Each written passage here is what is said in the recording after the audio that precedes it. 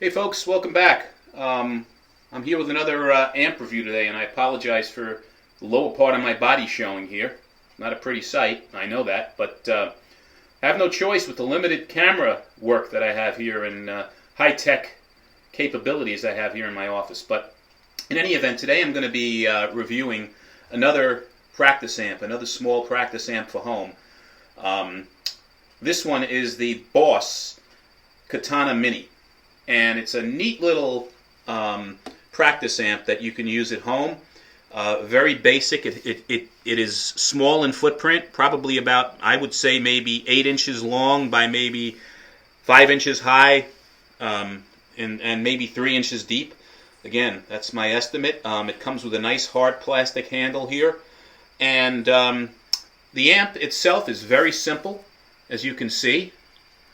It has basic controls on the front of the unit. Hopefully that's all visible to you. You have your guitar input here. You have a gain setting over here. It's a 3-channel amp with a clean setting, a crunch setting, and a brown setting. Then you have a volume control, and then which is part of the settings to the right on the amp. And then you have in the middle the EQ section, which is a bass adjustment, a middle adjustment, a treble adjustment, and then simply a delay capability with a time and delay level on here. And that's it, guys. On the back of the amp, which is what this looks like here, is your battery compartment. It takes 6 AAA batteries, has the ability to plug in one of Boss's external power supplies, which it does not ship with. And then you simply have a headphone in jack and an aux in jack, and also a what does this say here? Phones out for headphones, so you can plug in MP3s and play along with them, stream them in, and you also have the capability of connecting your headphones. That's it. That's the amp. How does this thing compare to the Fly? Which a lot of people ask, and there's probably a ton of videos on YouTube about that. Basically, they're very, very similar small practice amps. The main differences are in wattage. This has a 7-watt capability as opposed to the Fly 3, which has a 3-watt capability. It also comes with a 4-inch speaker, where the Fly 3 only comes with 3-inch built-in speaker. And this has 3 channels built into it. It's got a clean channel, a crunch channel, and what they call a brown channel. The Fly has 2 channels. It has overdrive and clean. And then delay. On both of these amps, both of these have delay capabilities. And that's pretty much it. I mean, really what you're getting here that you're not getting with the Fly 3 is an additional channel and some more versatility in terms of tones. I think this has, of the 2 amps, a greater variety of tones that you can get out of it than you can with the Black Star amp. Both are good amps. The Black Stars are going these days for around $50, $60, depending upon where you buy them at. This amp is $99.99 right now on Amazon, and I think it's a good buy. But what I like about it is it's really, really light, and it's really solidly built. So I will be back in a minute, and I will plug it in, and you can hear some sounds. Okay, so I'm back here. I have the amp now set to basically, a clean, dry setting, right, on the clean channel. So this is what it sounds like clean.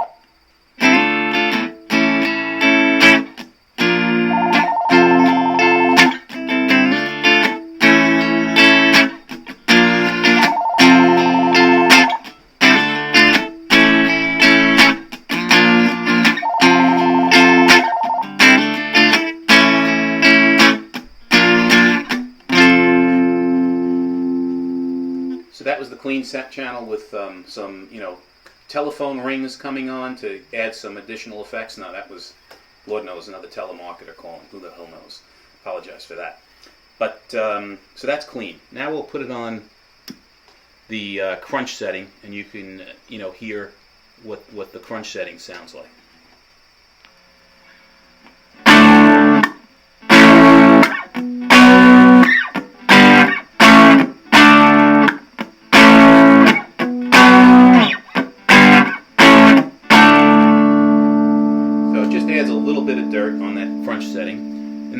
flip it to the brown setting, you can hear, heavy overdrive and more of a metal-y sound.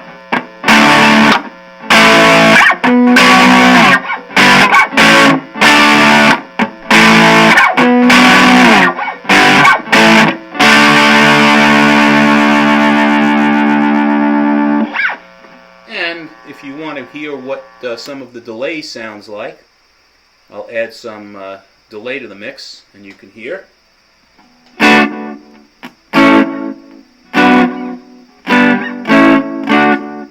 And then if I increase the variance on the delay, you can hear what it sounds like. And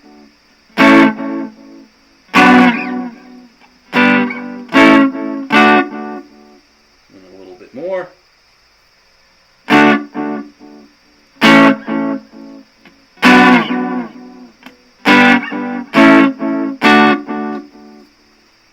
And finally I'll add even more delay.